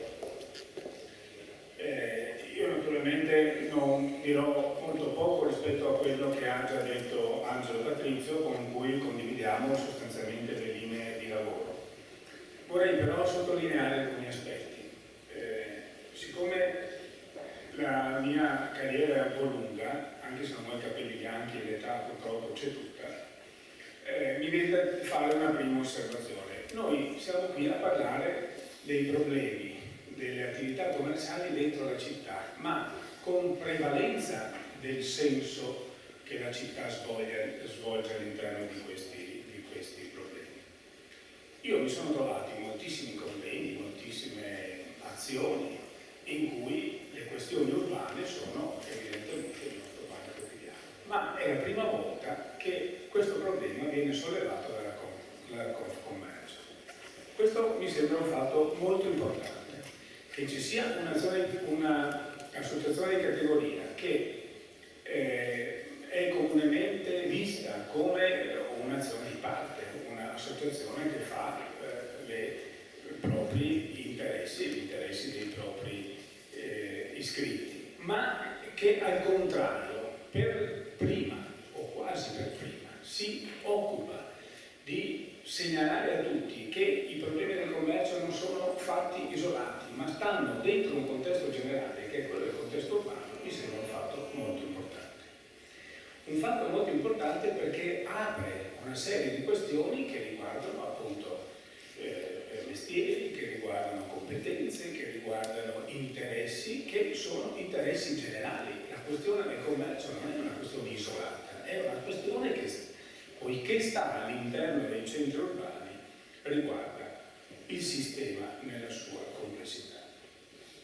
Quindi un plauso a questa iniziativa, io ho aderito con grande piacere e con impegno, che adesso dirò, rispetto a questa iniziativa, e se noi dovessimo creare uno slogan a fianco a questa iniziativa, lo slogan è ripartire dalle città. Occorre ripartire dalle città, perché dentro i luoghi urbani e dentro le città noi troviamo non solamente i valori generali in cui tutti si riconoscono, ma anche i valori nei quali anche le attività commerciali hanno il loro ruolo e il loro senso. Se pensiamo poi che moltissime città italiane ed europee sono nate intorno ai problemi e ai temi delle attività commerciali, voi capite che la questione che noi andiamo su cui vogliamo lavorare è una questione molto più complessa, molto più profonda e molto più estesa. E in questa estensione io vedo l'apporto che la nostra università può dare. Tenete conto anche, e questo lo dico al sindaco, che dal mio punto di vista Gorizia è una città ben fatta, è una città piacevole, è una città ordinata, ha avuto dei piani straordinari dal primo piano degli anni, dei primi anni di questo secolo, dal piano Lasciak, fino a Fabiani, a Piccinato, a Gregotti, quindi insomma è un posto dove le persone gli intellettuali, gli architetti, gli urbanisti che hanno lavorato come dire, con grande impegno, e ci sono grandi nomi che hanno lavorato qui dentro, e la città oggi non si presenta come una città disordinata. Quindi la questione è, come dire, una questione che riguarda questo luogo, ma riguarda anche gli altri luoghi urbani, perché commercio e città devono ritornare a essere due luoghi che si parlano e che convivono. Gli interessi del commercio sono gli interessi della città e viceversa, gli interessi della città sono gli interessi del commercio.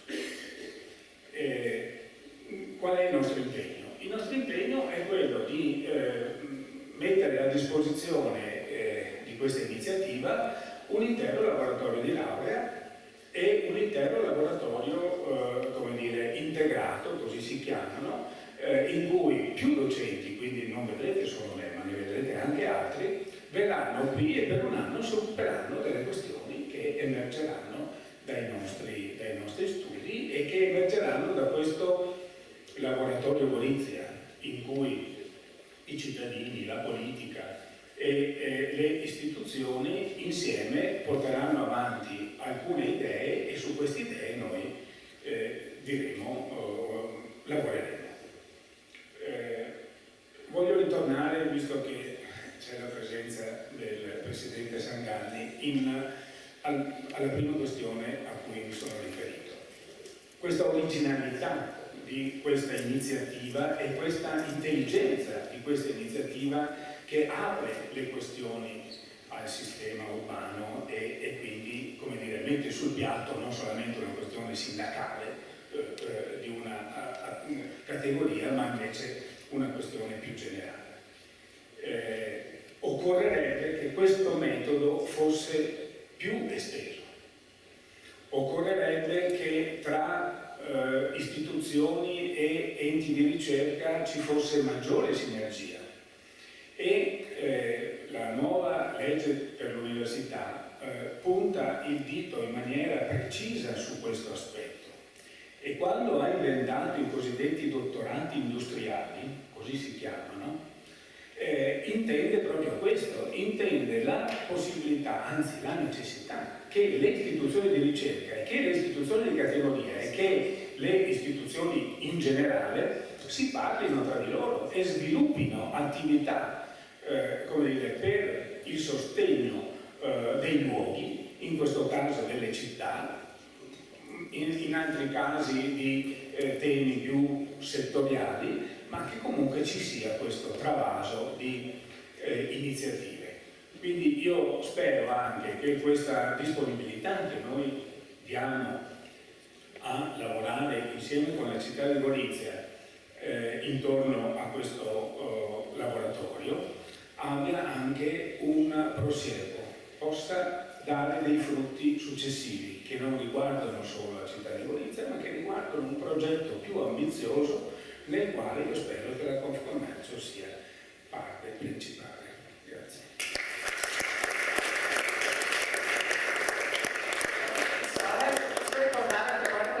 Gorizia significa naturalmente lavorare anche con la nostra facoltà di architettura, siamo già in contatto con il presidente Graziano, oggi non è presente ma la facoltà è rappresentata, quindi ecco, questo è l'impegno che ci siamo presi sul territorio.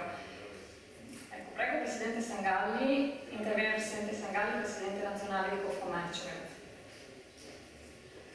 Grazie, innanzitutto grazie per avermi invitato. Vi dico subito che io, avendo ascoltato ma soprattutto avendo letto nei vostri occhi, negli occhi dei nostri associati, momenti di sconforto,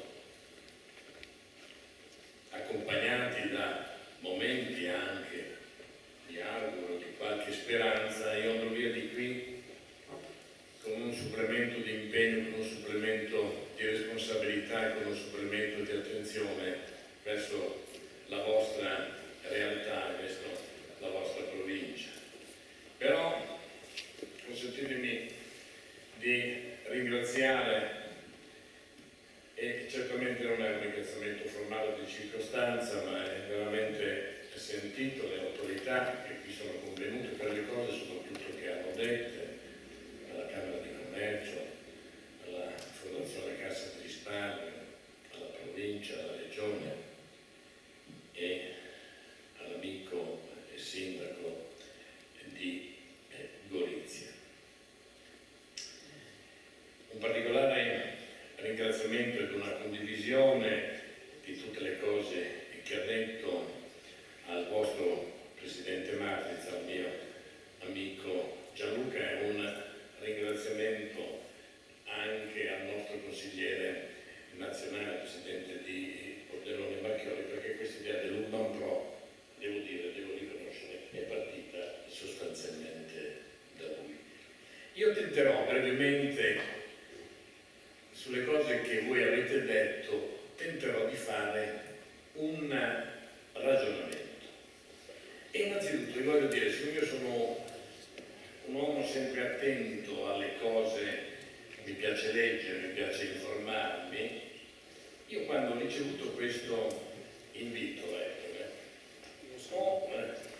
sono rimasto colpito da questa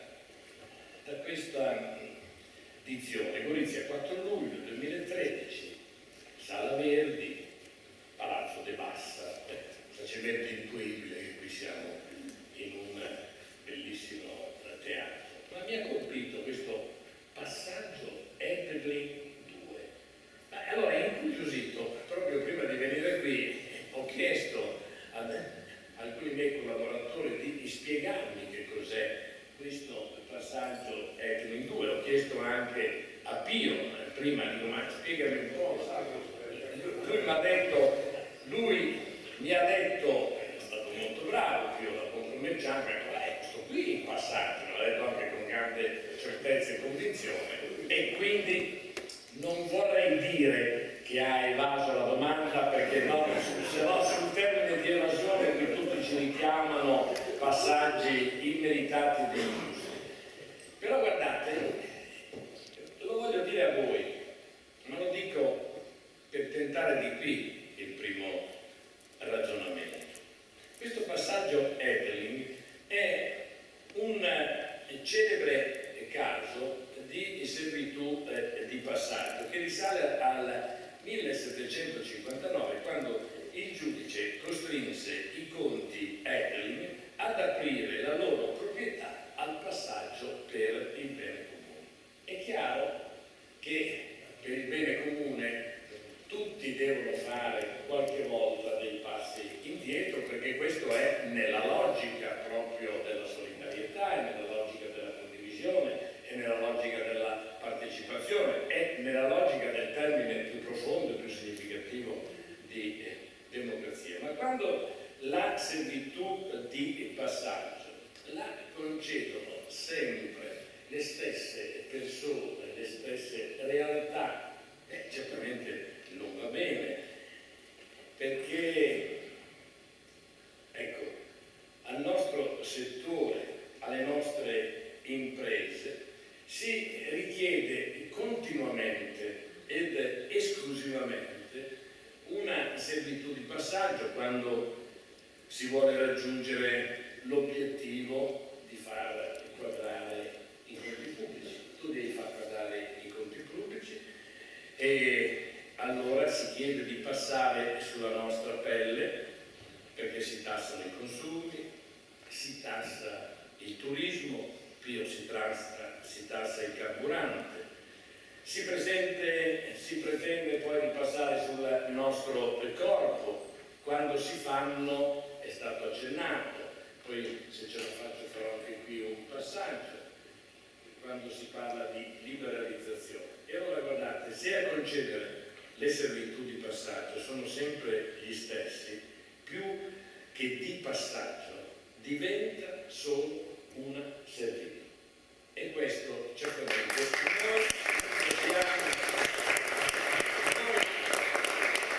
noi non dobbiamo e non possiamo accettare. Perché? Perché vedete, noi stiamo vivendo oggi uno dei momenti più difficili della vita economica, sociale e diciamo pure anche politica del nostro paese. Cioè, in altre parole, dobbiamo superare un tornante il più pericoloso dell'era repubblicana. E questo tornante nasce da che cosa? Nasce da dei costi sociali ed economici pesanti, duri, di una recessione profonda, drammatica, dove purtroppo la luce in fondo al tunnel noi ancora non la vediamo. E questi costi sociali ed economici, ahimè, si incrociano anche con una profonda, per le cose che Gianluca ha detto, con una profonda crisi della politica. E tutto questo può diventare una miscela esplosiva pericolosissima, che noi dobbiamo disinnescare, perché dobbiamo consegnare questo paese ai nostri figli e ai nostri nipoti in termini di certezza. Sono state ricordate le cose di cui noi tutti soffriamo, che conosciamo benissimo. Sappiamo bene che oggi questo Paese ha una tassazione fiscale che non è più sopportabile per le imprese e per le famiglie.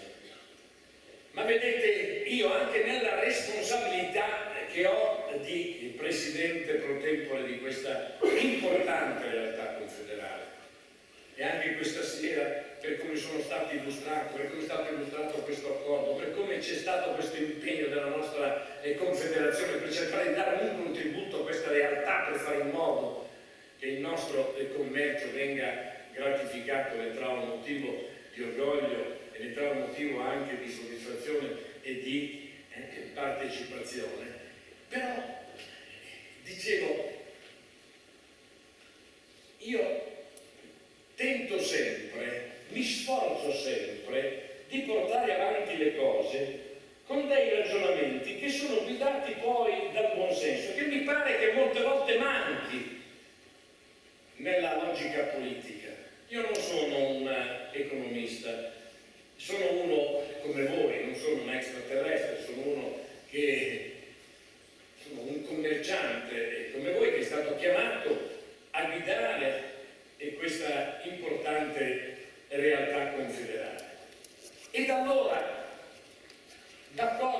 su tutto quanto ha detto Gianluca, ma perché oggi non è più sostenibile una pressione fiscale così alta?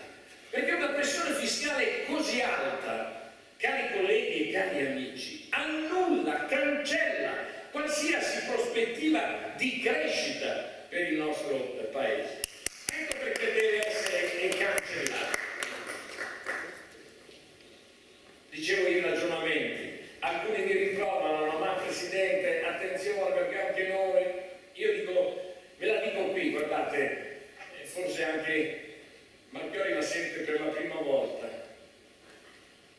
La forza della ragione deve avere sempre il sopravvento sulla forza dei muscoli, però, lasciatemelo dire, attenzione, che anche le formiche qualche volta si incazzano. Attenzione.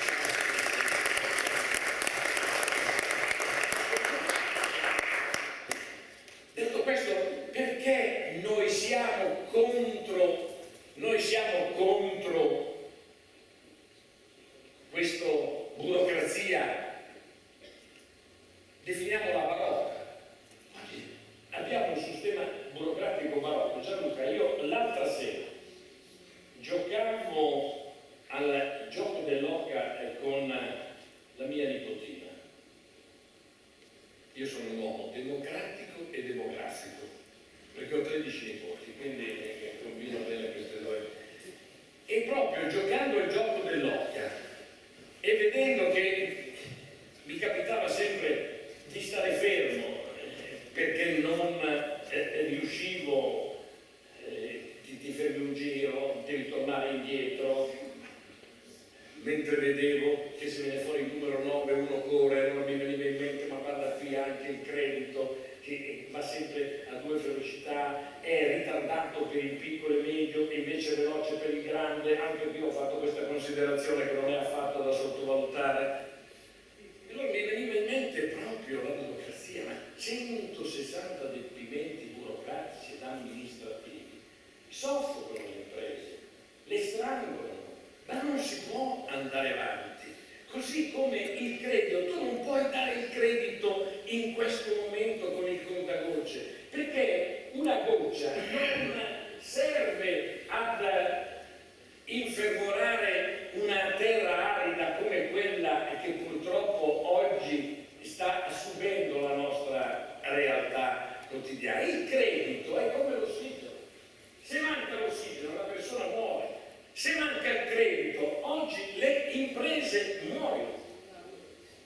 Ecco perché noi dobbiamo insistere su questi ragionamenti. Certo, lo so benissimo, sono il primo a dirlo, che io faccio anche fatica a ripetere queste cose, perché l'agenda è nota, l'ha già detto qualcuno di voi, è certamente stranota, però purtroppo è un'agenda ancora irrisolta e noi abbiamo il dovere di continuare a dirlo, di continuare a reclamarlo. Mi pare un'agenda che io non ho capito, è scritta con un inchiostro indelebile che non riesce assolutamente a cancellare, oppure con inchiostro simpatico che nessuno la vede per poterla realizzare. Ma questo è il vero problema che noi oggi abbiamo di fronte e che bisogna assolutamente superare.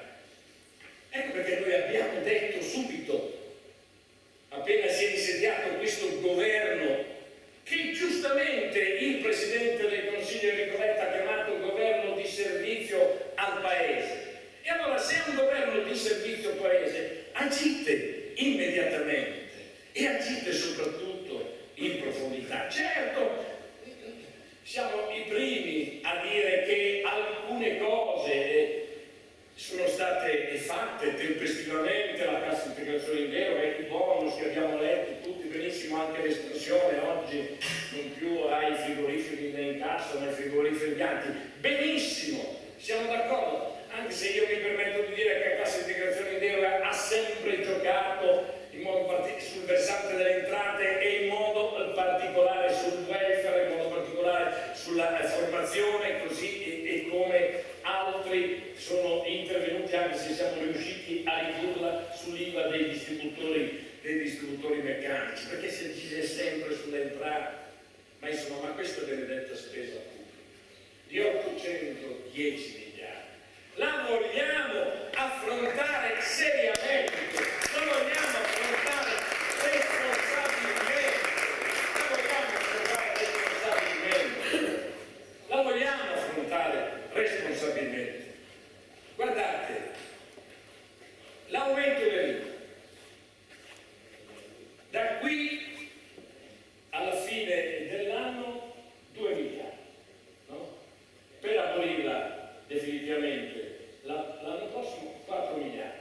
Voi che siete svelti di conto, 810 miliardi di spesa pubblica, per quest'anno 2 miliardi, quant'è in termini di percentuale? Ma se io dovessi dire ad un nostro operatore, ad un nostro commerciante, ma guarda, taglia dell'1%, ma ci mette mezza giornata, ma ci mette un'ora, ma ci mette pochissimo, ma possibile che questo Stato non ha preso proprio?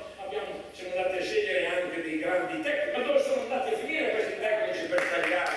Ma per tagliare? Ma il decreto sulla semplificazione, benissimo, però guardate, io non sono un economista, io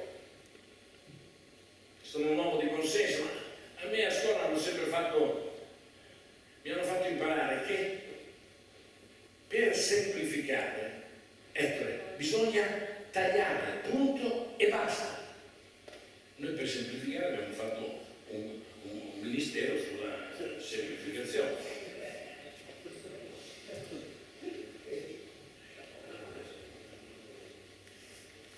I debiti della pubblica amministrazione.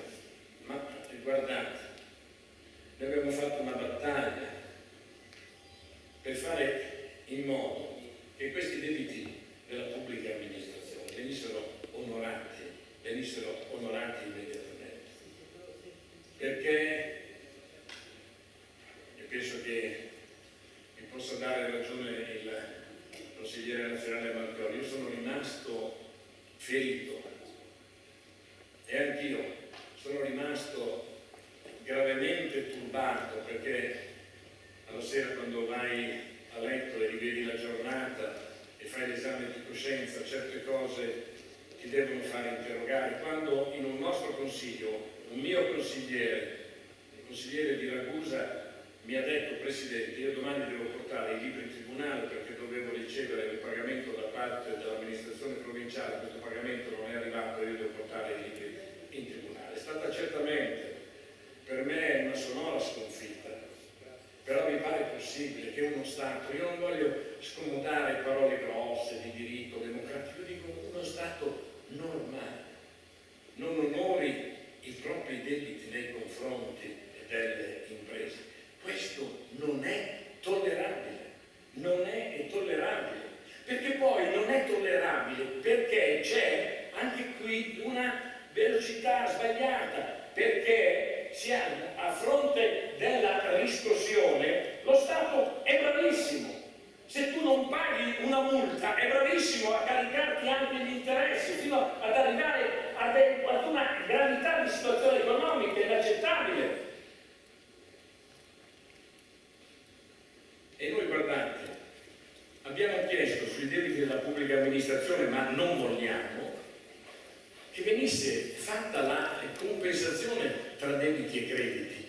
Mi hanno risposto: sì, la compensazione c'è, ma lo so anch'io che c'è la compensazione, ma per i debiti iscritti a ruolo. Cioè, guardate l'assurdo. Cosa vuol dire debiti iscritti a ruolo? Vuol dire quello che ha contestato, e mentre quell'altro che ha tirato ancora di più la cinghia, ha cercato sempre di onorare le proprie scadenze, si trova nella condizione di non poter, a fronte di una inadempienza della pubblica amministrazione, compensarla con dei debiti che lui ha nei confronti della pubblica amministrazione. Questo, cari amici, non è tollerabile e deve essere assolutamente rivisto. E ho detto agire tempestivamente, ma ecco l'altro ragionamento che voglio farvi: agire in profondità.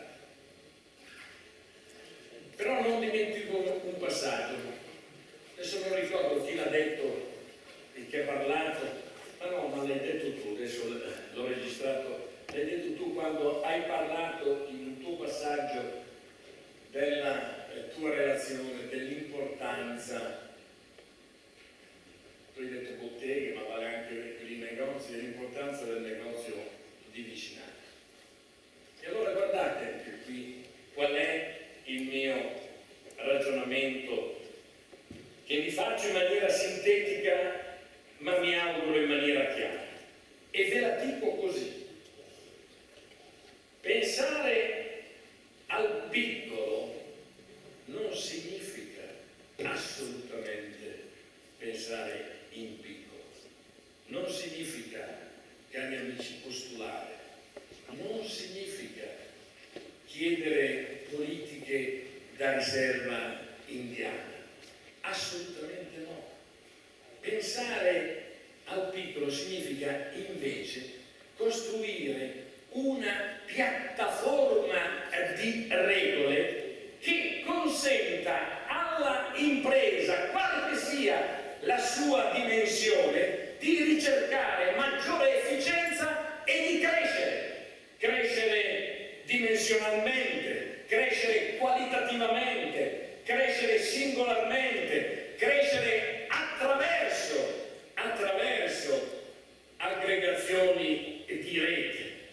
Questo significa pensare, perché per noi che non siamo così sciocchi, di fermare il mare con le mani, ma sappiamo benissimo che il pluralismo distributivo è un valore importante. Vorrei dirvi che è una precondizione di democrazia economica. Ma il pluralismo distributivo, è stato detto giustamente qui, monitoriamo l'esistente perché è fondamentale ed importante, l'ha detto il sindaco, e tuteliamo l'esistente. Perché? Perché oggi il negozio di vicinato rappresenta un passaggio fondamentale non soltanto di economia, ma è un forte presidio sociale, è un passaggio di identità, di qualità. Avete parlato tutti di vivibilità, dobbiamo rilanciare la qualità, certo, fondamentale, ma è lì il primo punto, il primo passaggio. Guardate, non è uno spot pubblicitario, quello che adesso io vi dico e che molti di voi mi avranno già sentito dire, perché dentro questo passaggio ci sta tutto, ci sta la passione, ci sta la dedizione, ci sta il sacrificio, ma quando si spegne un'insegna è un pezzo di città che muore, questo deve sempre essere ricordato.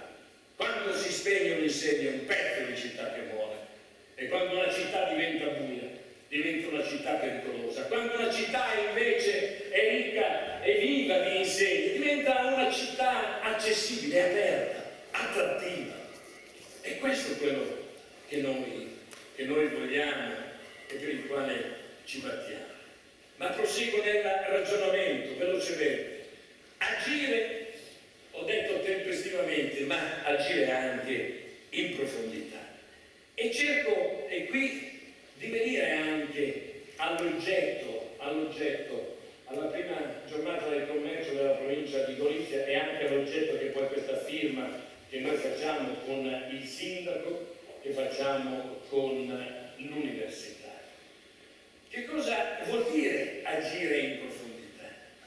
Agire in profondità vuol dire cercare le opportunità per consentire a questo Paese di crescere.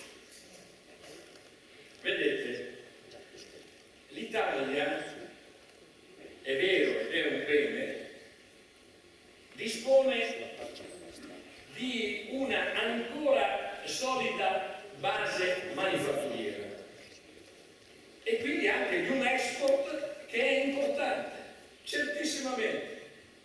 Lo ha ribadito proprio, anch'io ero a Venezia, ma lui era Mestre, proprio ieri sera il presidente della Confindustria, il mio amico Giorgio Squinzi, ha ribadito, lui dice, qui se non si rilancia il manifatturiero, l'Italia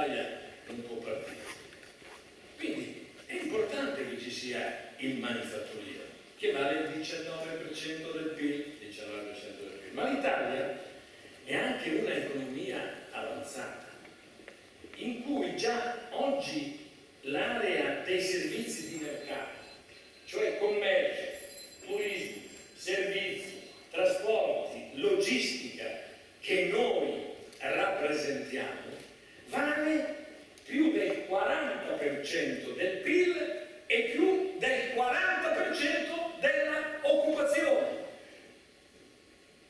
Allora, che cosa vuol dire questo? Vuol dire che è una risorsa importantissima il settore che noi rappresentiamo. Tra l'altro, visto che anche qui a Gorizia l'economia dei servizi vale il 40% del PIL e il 40% della occupazione. E allora ve lo dico in termini sportivi: se tu oggi hai una partita difficilissima da giocare, ma tu non puoi lasciare in panchina una risorsa così importante come quella che noi rappresentiamo, ma la devi mettere in campo se vuoi veramente realizzare il gol della crescita, altrimenti non ce la fai. Guardate, voglio dirvi anche qui, voglio fare un altro ragionamento. Vedete, la risposta non è nell'arretramento delle ragioni della concorrenza, ma no, perché nel nostro paese, smettiamola con la favola che non c'è concorrenza e allora bisogna liberalizzare, deregolamentare tutti gli orari, aperti il giorno, no, è una gran balla. Nel nostro paese la concorrenza c'è, e voglio anche dirvi una cosa: l'unico settore in Italia, e sfido chiunque a dirmi che non è vero, l'unico settore in Italia che è stato liberalizzato fin dal 1998 è stato il settore del commercio, mentre altre liberalizzazioni che dovevano essere fatte sono ancora lì, ferme al palo. Allora non è nell'arretramento delle ragioni della concorrenza, ma casomai è nell'avanzamento di una politica a favore di questo settore che finora, come è stato giustamente ricordato dal vostro sindaco, non è mai stata fatta. E allora bisogna fare in modo che ci sia una politica per rilanciare questo importante settore. Ecco perché noi all'Assemblea confederale abbiamo parlato di Economic Compact, proprio per questo. E guardate, Economic Compact vuole anche dire sviluppare questo piano per le città. Noi, proprio sulla scia anche di Alberto,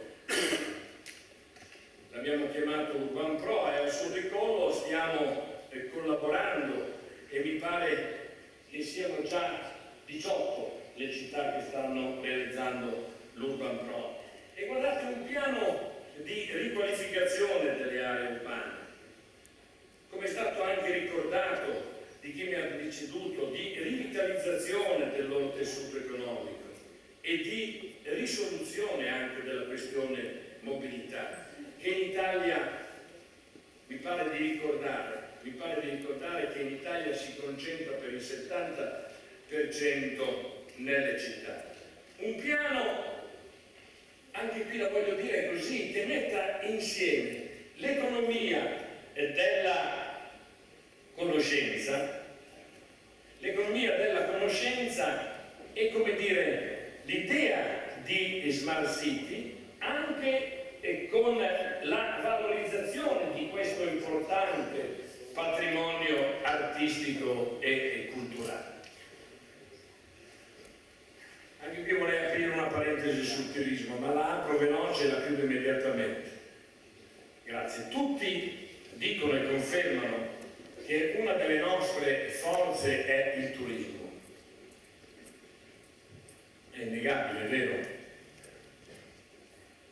Però che cosa hanno fatto negli ultimi anni i governi per il turismo?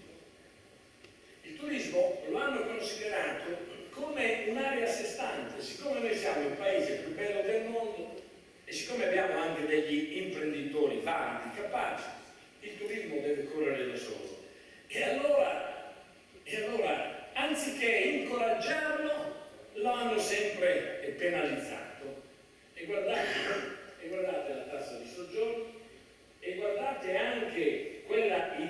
che era venuta fuori, l'idea che era venuta fuori prima, di aumentare, ma ve lo ricorderete, un'altra battaglia che ha vinto la Confcommercio, e lì l'ha vinta solo la Confcommercio, quella di portare dal 10 all'11% l'IVA, colpendo due settori fondamentali, due volani fondamentali per il rilancio dell'economia, che è il settore edilizio e per il turismo.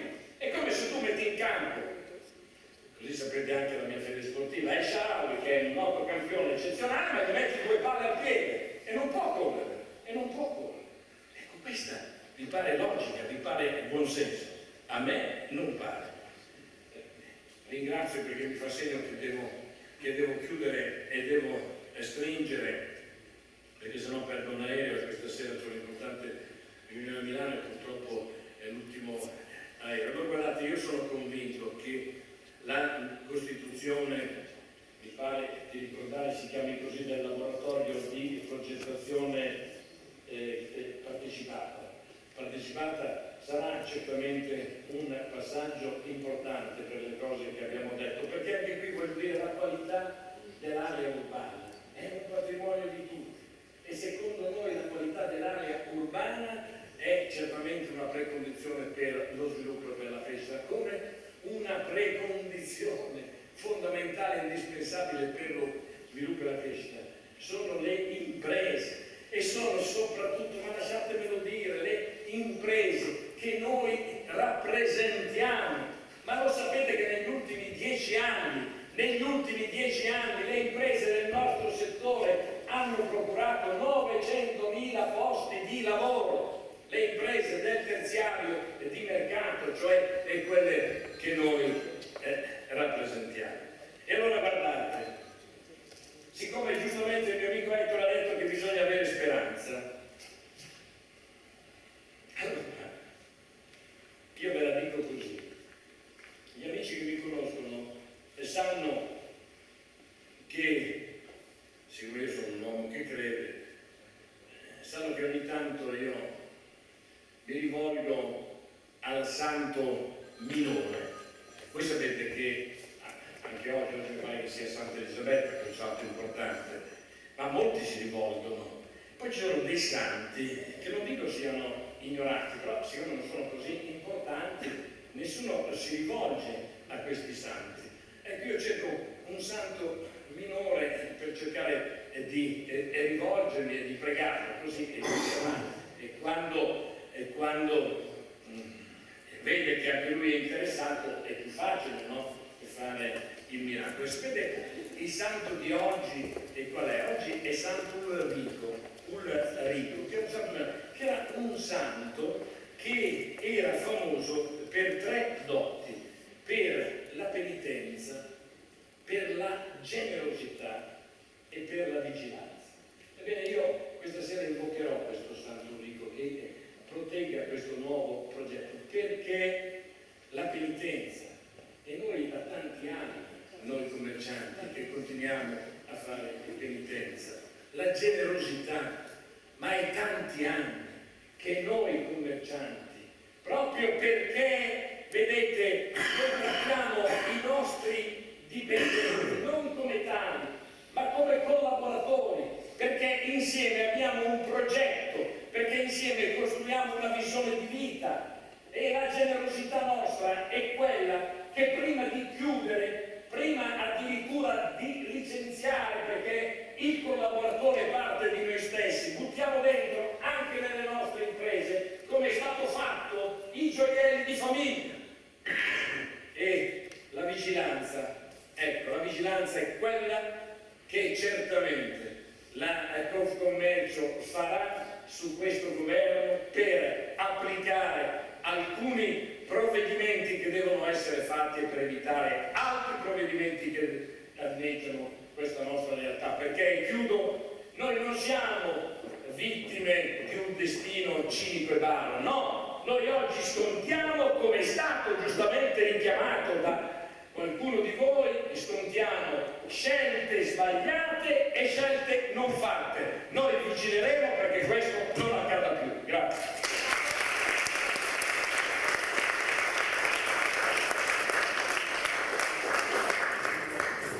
Invito il sindaco a salire.